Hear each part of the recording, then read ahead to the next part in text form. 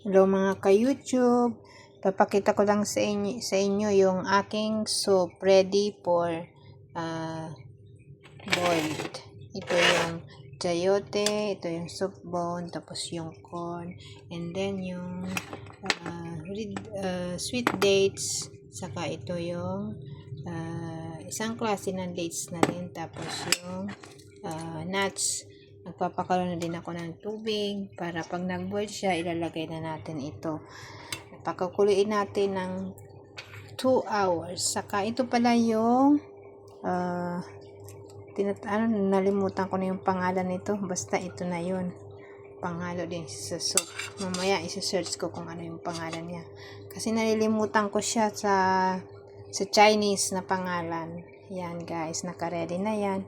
Kasi may pupuntahan ako mamaya. Kaya niready ko na siya ng mas maaga. Okay, thank you for watching.